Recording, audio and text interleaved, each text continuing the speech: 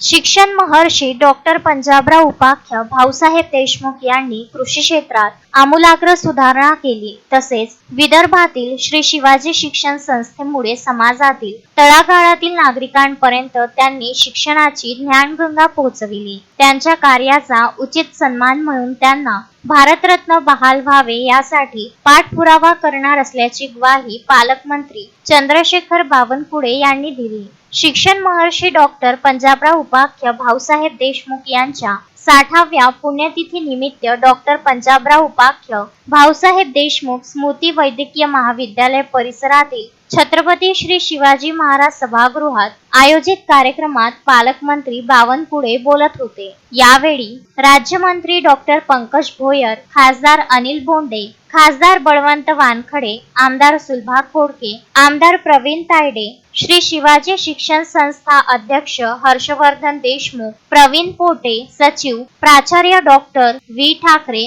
आदी यावेळी उपस्थित होते. मान्यवरांच्या हस्ते देवलाल आठवले लिखित भारतीय संविधान डॉक्टर पंजाबराव देशमुख पुस्तकाचे विमोचन करण्यात आले. कार्यक्रमाचे प्रास्ताविक दिलीप इंगोले यांनी केले, तर कार्यक्रमाचे सूत्रसंचालन मनीष गायकवाड व आभार गजानन फुंडकर यांनी मानले. PR पोटे पाटील एज्युकेशन ग्रुपचे अध्यक्ष प्रवीण पोटे पाटील यांनी त्यांचे आई वडील स्वर्गीय सूर्यकांता देवी व स्वर्गीय रामचंद्रजी पोटे पाटील यांच्या स्मृतिप्रित्यर्थ 10 डायलिसिस मशीन दिल्यात. या 10 डायलिसिस मशीन पैकी 8 machine doctor Panjabrao Deshmukh hospital येथे रुग्णांच्या सेवेत सुरू करण्यात आल्या आहेत. या उपक्रमाचे लोकार्पण पालकमंत्री बावनकुळे यांच्या हस्ते झाले. अमरावती जिल्ह्यात मूत्रपिंड विकाराचे रुग्ण झपाट्याने वाढत असून डायलिसिस सेवेची गरज भासणाऱ्या रुग्णांच्या संख्येत लक्षणीय वाढ झाली आहे. या सेवेमुळे रुग्णांना दिलासा मिळणार आहे.